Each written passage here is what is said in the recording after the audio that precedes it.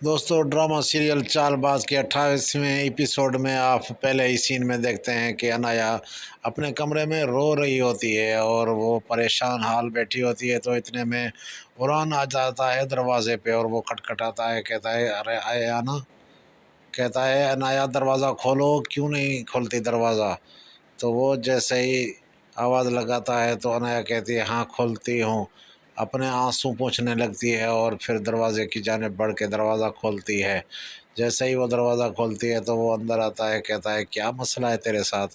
سارے کھانے پہ لوگ انتظار کر رہے ہیں گھر والے، تو ادھر آ کے بیٹھ گئی ہے۔ وہ کہتی ہے میری مرضی ہے، کمرے میں آؤں جاؤں، میں پرمیشن کسی سے کیوں لوں؟ وہ ضد کرتا ہے کہ چلو بھائی تم بھی باہر چلو ان کے ساتھ کھانا کھاؤ۔ وہ کہتی ہے نہیں کھاؤں گی۔ وہ زبردستی اسے کہنے لگتا ہے تو وہ اس کو دھکا دے کے گرا دیتی ہے، تو قرآن جا کے گرتا ہے اور کہتا ہے یہ کیا کر دیا تم نے یار، میری ٹانگ ٹوٹ گئی، میں مر گیا۔ تو وہ کہتی ہے جیسا بھی ہے اب سوری میں کہتی ہوں، مجھے جو ہے معاف کر دے، میرا یہ مقصد نہیں تھا کہ تم گر جاؤ۔ تو وہ کہتا ہے اچھا اب میرے کو دھکا دے کے بول رہی ہے کہ ہمدردیاں جتا رہی ہو؟ وہ کہتی ہے چلو میں تمہیں ساتھ لے کے چلتی ہوں، میری ماں کی توبہ۔ پھر اس کو وہ سہارا دے کے باہر کھانے کی ٹیبل پہ لے آتی ہے۔ ادھر اس کا باپ جو ہے وہ پتہ نہیں دہی کھا رہا ہوتا ہے، کیا کھا رہا ہوتا ہے، ایسے ہی لبوچے مار رہا ہوتا ہے۔ تو ان کی جو ہے وہ لنگڑاتا ہوا اس کو قرآن کو لے کے آتی ہے نایا ٹیبل پہ، یہ پتہ نہیں کون ہے بیمار بڈھا، اس کو کھلانے کی کوشش کرتی ہے تو یہ ایسے ہی ہاتھ سے دھکا دے کے چمچ نیچے گرا دیتا ہے۔ سارے کہتے ہیں کہ بھائی آرام سے اسے کھلاؤ۔ تو اتنے میں جو ہے وہ قرآن کا ابا کہتا ہے کہ آپ رک جاؤ، اپنی بہن کو کہتا ہے نصرت آپ رک جاؤ، تو وہ کہتی ہے مجھے نہیں رکنا، مجھے جانا ہے۔ تو سارے کہتے ہیں کہ چچی آپ رک جائے نا، تو وہ کہتی ہے اچھا سب ضد کر رہے ہو تو سوچتی ہوں۔ اتنے میں انایا اٹھ کے وہاں سے چلی جاتی ہے تو پیچھے اس کی ماں جاتی ہے، کہتی ہے انایا کیا ہوا تمہیں، کیوں یہ لنگڑا رہا تھا تمہارا قرآن؟ تو وہ کہتی ہے مجھے کیا پتا کیوں لنگڑا رہا تھا، تم ہوتی کون ہو پوچھنے والی ہے، آ کے ہمارے سر کے درد کا سبب بنی ہو، تمہیں کس نے کہا ہے یہاں رکنے کو؟ وہ کہتی ہے میں نے تو تمہاری ایسی تربیت نہیں کی، تم بدتمیز کس پہ گئی ہو کمینی؟ تو وہ کہتی ہے آپ نے نہیں کی، آپ نے جو دو بھائیوں میں دراڑ پیدا کی، میرے بابا کو اور اس کے بھائی کو الگ کیا تایا ابو کے ساتھ، آپ نے کیا کیا نہیں کیا، اس کی سزا تو تمہیں ملنی چاہیے نا۔ وہ کہتی ہے بدتمیز تو پہلے ہی تھی، لیکن اب کچھ زیادہ ہی ہو گئی ہو، ایسا کہتی ہے تو وہ وہاں سے چلی جاتی ہے۔ ادھر یہ بیٹھ کے خیالوں میں سوچ رہی ہوتی ہے کہ انایا کو دیکھتے ہی ابا جان نے اتنا ریئیکٹ دیا، کوئی تو مسئلہ ہے شایان اور اس کے بیچ۔ تو وہاں اس کو شایان کہتا ہے چلو کافی پیتے ہیں، وہ کافی پینے چلے جاتے ہیں۔ ادھر عمران کا ابا آتا ہے اپنے بھائی کے پاس، کہتا ہے تمہاری بیٹیاں تو ماشاءاللہ بہت ہی سمجھدار ہیں، آغان تو سب سے زیادہ سمجھدار ہے، انایا بھی کسی سے کم نہیں ہے۔ وہ کہتا ہے ہاں ہوگی لیکن مجھے تو نہیں لگتا۔ وہ کہتا ہے نہیں نہیں بڑی قسمت والی ہیں، انہوں نے تو ہمارے گھر کو جنت بنا دیا ہے، مجھے تو بیٹوں میں ناز تھا، لیکن تمہاری بیٹیاں تو ماشاءاللہ ہیں۔ اس کی بیوی بھی سن رہی ہوتی ہے اس بیمار بڈھے کی، جو انایا کی ماں ہے، تو وہ بھی پریشان ہو جاتی ہے کہ ایسی تو نہیں ہے جتنی بات کر رہا ہے۔ ادھر اشر جو ہے وہ کافی بنا رہا ہوتا ہے تو کہتا ہے کافی اچھی بنے گی، ایسی بنے گی، میں پیدائشی بورچی ہوں۔ وہ کہتی ہے اچھا چلو دیکھتے ہیں کون سی کافی بنتی ہے۔ اتنے میں تھوڑی سی کافی وہ جو ہے اس کو چکھنے کے لیے دیتا ہے تو وہ ہاتھ پہ لگا کے اس کے منہ پہ مل دیتی ہے۔ وہ کہتا ہے تیری تو ایسی کی تیسی، تو نے میرے منہ پہ کافی ماری۔ پھر اس کے پیچھے دوڑنے لگتا ہے اس کو مارنے کے لیے، وہ منہ پہ کافی، تو وہ آگے پیچھے دوڑتے ہوئے یہ مشکری کرتے ہوئے دیکھتے ہیں۔ تو اتنے میں وہاں ان کی انیا کی بہن آ جاتی ہے، وہ دیکھ لیتی ہے، اس کو ذرا سا بھی مزہ نہیں آتا اس میں۔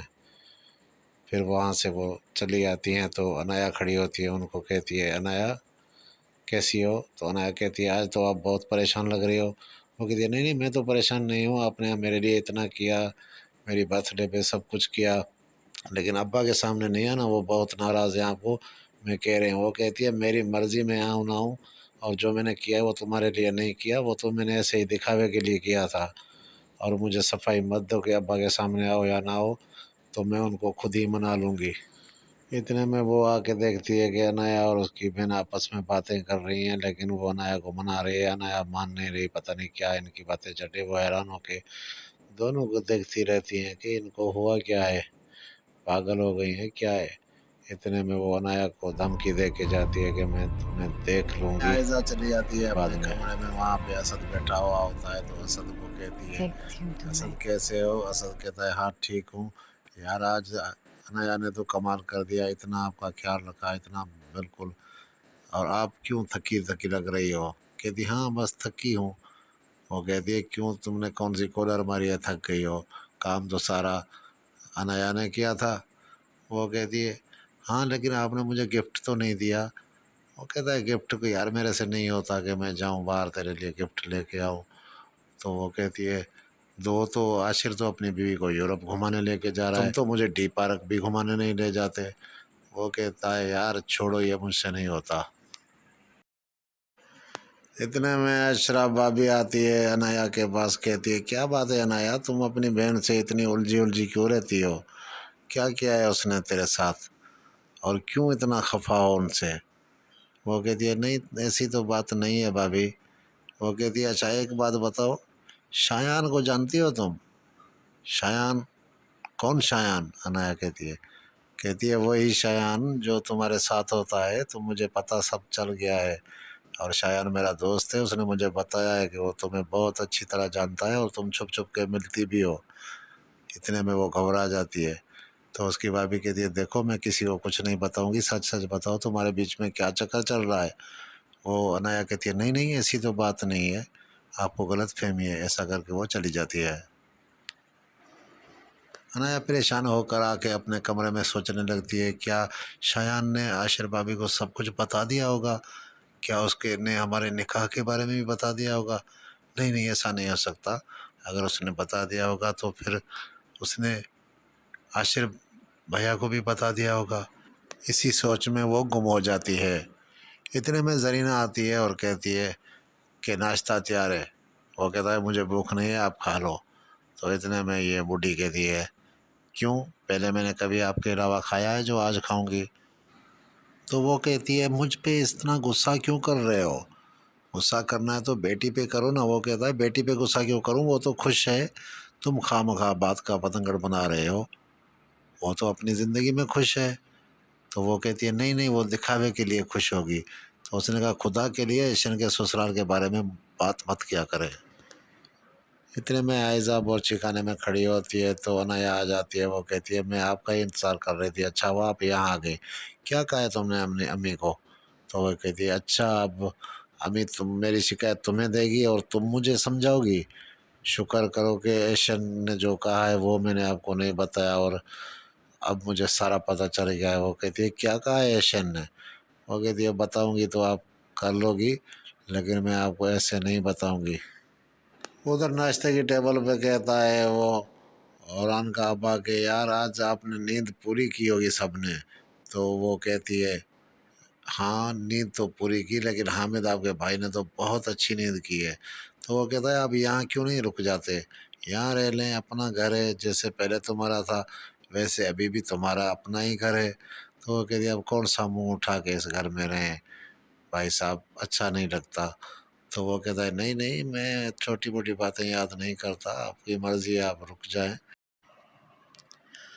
یہ بات ایشن کو اچھی نہیں لگتی ہے، اور وہ پیکنگ کرتی ہوئی کھڑی ہوتی ہے، تو عاشر آگے بیٹھتا ہے، تو وہ کہتی ہے عاشر یہ میں کیا سن رہی ہوں، اب یہ بڈھا بڈھی تمہارے چچا چاچی یہاں رہیں گے؟